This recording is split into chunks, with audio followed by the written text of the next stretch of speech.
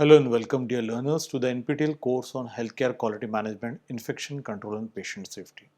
In the Module 4, Clinical Governance, Leadership, Risk Management in Healthcare for the Chapter 42, in continuation with the previous chapter's discussion on Clinical Audit, Part 2 will be taking the Stage 2 of selecting the criteria and Stage 3 measuring the level of performance. So in the Stage 2, selecting the criteria, we will be taking discussion on audit standards. So what are the audit standards? We have studied in the previous chapter what is medical audit and clinical audit. Now in the audit next step actually we are taking audit standards. Audit standards are the foundation of a clinical audit. Only standard based audits qualify as a true clinical audit. So if there is no standard aligned to it, it cannot be stated as a true clinical audit. Standards define and measure the quality of care. So when you are setting up the standards, they qualify the aspect of care being audited. So if it is ready to be called as for audited, it needs to be going through a standard. So standard is defined as an explicit statement describing the quality of care to be achieved, which is a definable and measurable. So it is very important that the care being audited needs to go through a standard. What is the framework of setting standards? There is typically one audit topic, that is one aim. It has two objectives and each of the objectives have two standards. So thus the clinical audit generally has minimum of 4 standards. This is flexible and may vary depending on the audit topic. So if you are taking one audit topic, actually it has one aim, two objectives and two standards. Standard must be evidence based. Evidence is usually derived from clinical guidelines and consensus statements. It is very important then when multiple guidelines are available like international, national, regional or even local, select the most widely applicable guideline and very suitable. National guidelines are more preferred in most of the cases in our country. Regardless of the source, guidelines must be based on strong scientific evidence, which is very important over here.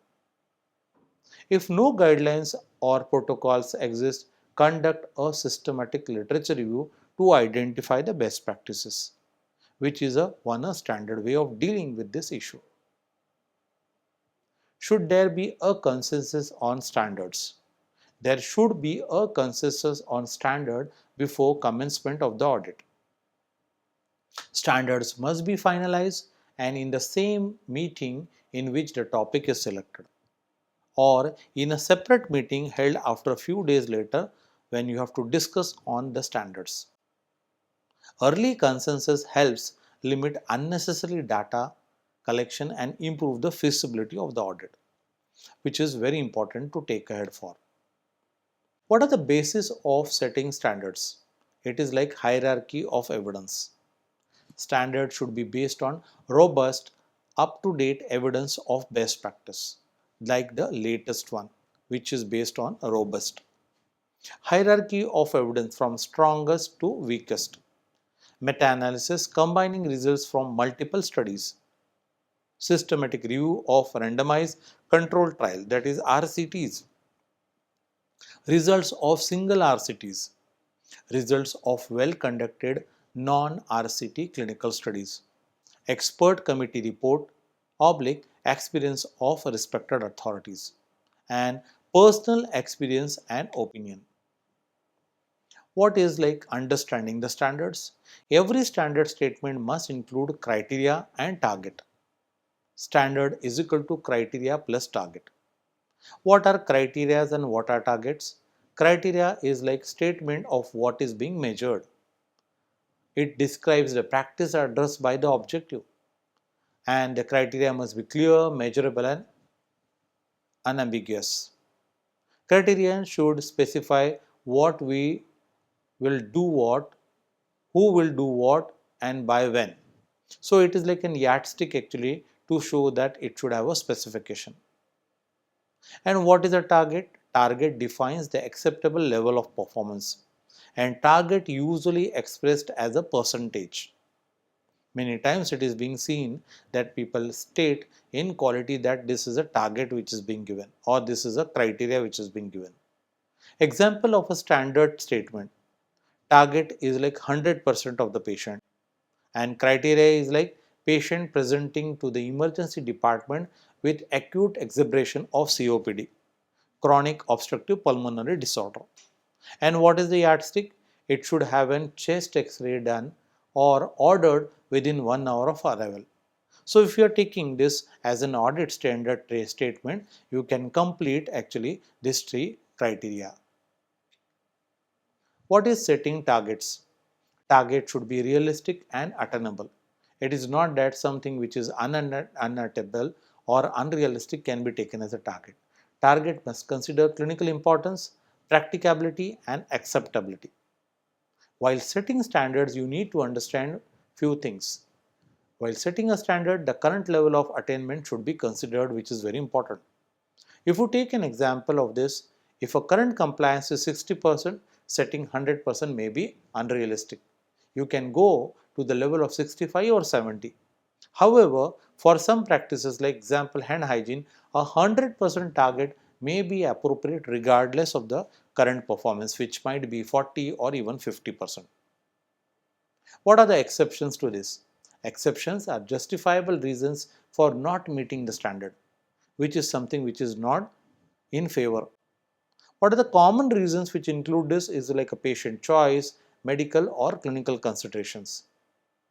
Example for this can be like a patient refusal for an investigation or avoiding streptokinase. Streptokinase is a drug for inflammation, which is used in a patient who has previously received it. So you can say justifiable reason. Exceptions are in justifiable reasons where you may come across with few of such examples.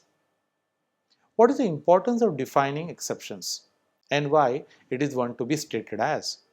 A list of exceptions should be prepared before starting the audit. A list is very important to understand that when you come across some exceptions, you need to see the listing. Failures to define exceptions early may lead to excuses being given retrospectively or derailment of the audit process, which becomes very difficult for continuation of the audit. Any newly identified exception should be included in standard for further audit cycles. When you are taking the next steps or next cycles, you can put it as an added exception. Example of a standard with an exception. Suppose the standard is 100% of patient presenting to the emergency department with acute exacerbation of COPD shall receive pub antagonist via nebulizer within 50 minutes of arrival to the hospital. This is like a standard. Exception to this is like patient with an heart rate below 140 per minute or patients having any cardiac rhythm disturbance might be seen as an exception to this. So importance of these exceptions is very important, and you need to define what are those exceptions and needs to be added if though they are not there. Developing good standards, that is called as SMART principles. When you come across a good standard, it should be specific, means it should be clear, unambiguous and jargon free. It should be measurable, like required data must be available. Without that, it is not to be stated as measurable. It should be agreed, it should be accepted by all concerned stakeholders rather than not one group or one set of stakeholders. It should be relevant, related to the area of being audited actually, and theoretically sound. What do you mean by theoretical sound over here? Which is based on evidence, reviewed and updated regularly. So it comprises actually to give you the developing good standards. In stage 3, measuring the level of performance. How do we measure the level of performance? Planning data collection is the step for this. Proper planning ensures that only precise and accurate data is collected, which captures only essential data.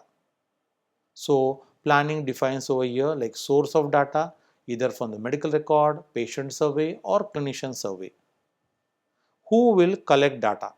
The data can be collected from the project lead or a team member or a quality personnel.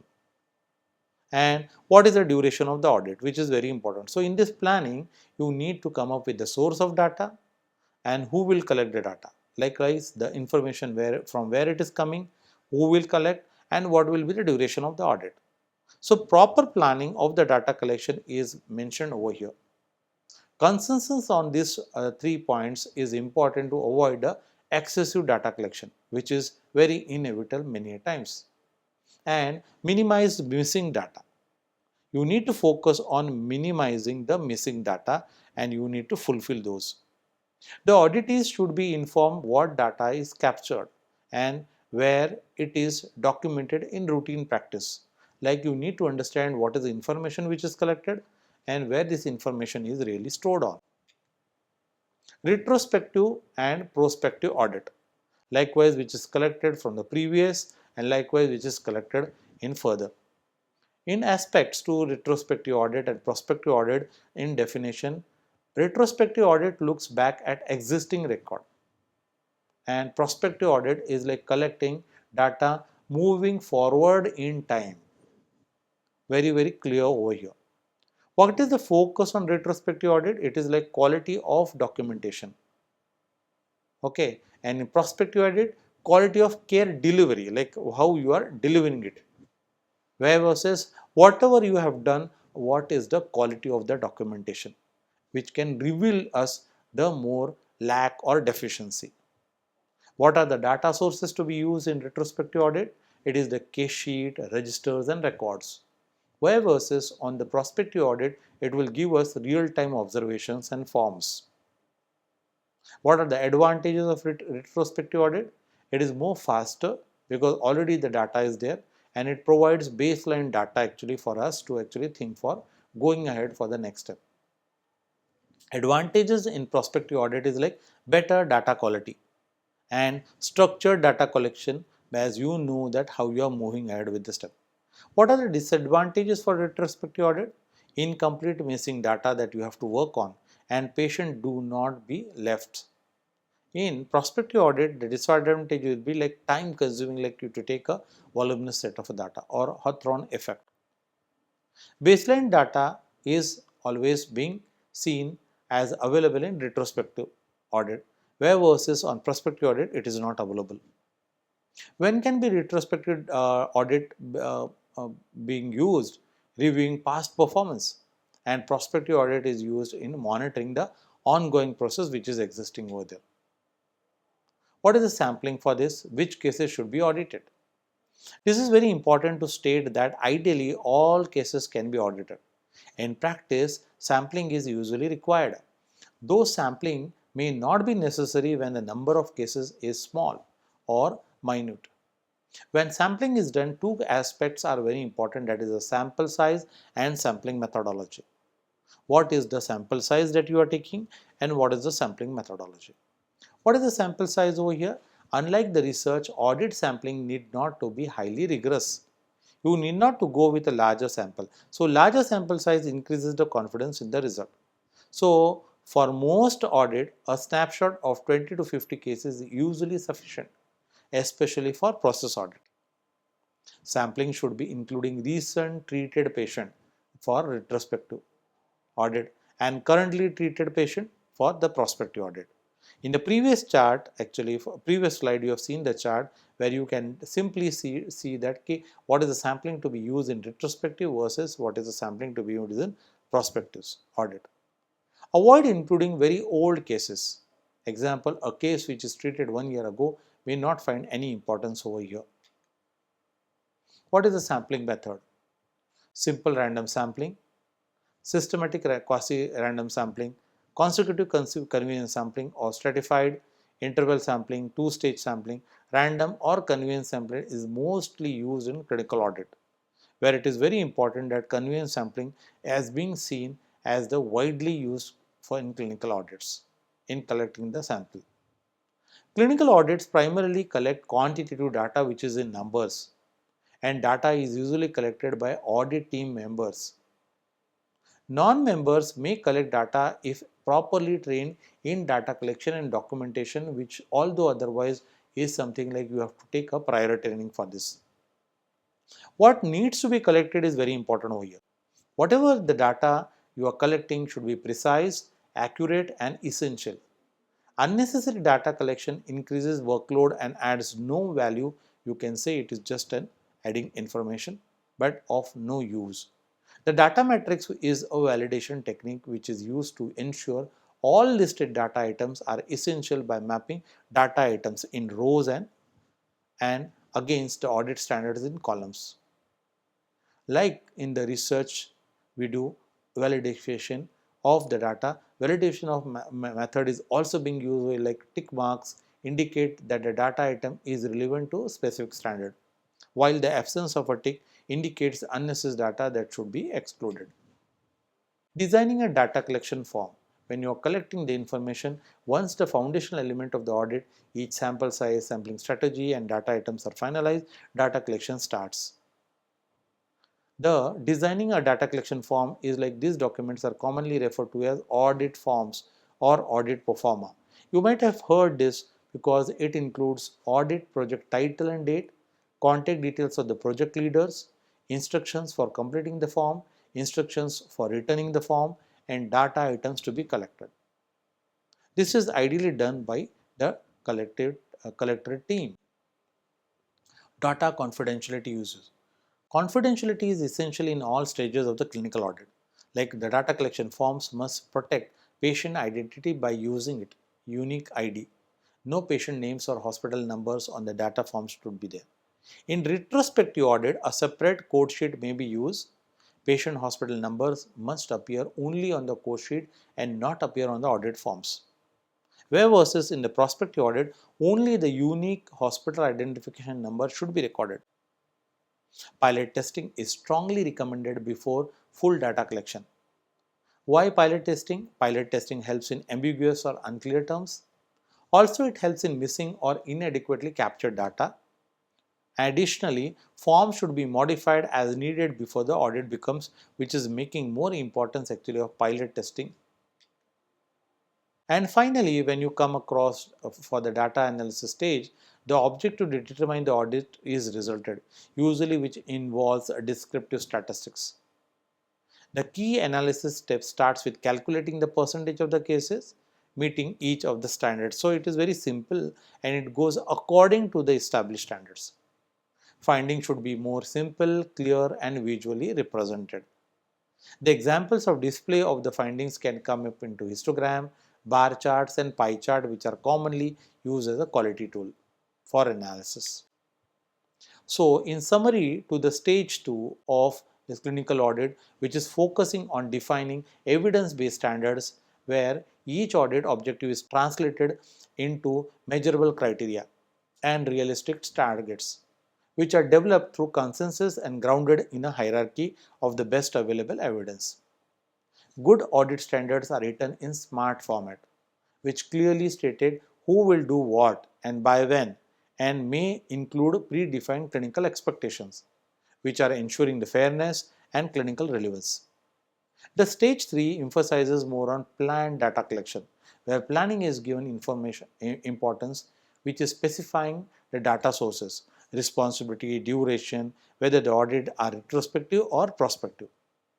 Each of them have their own distinct advantages versus limitation.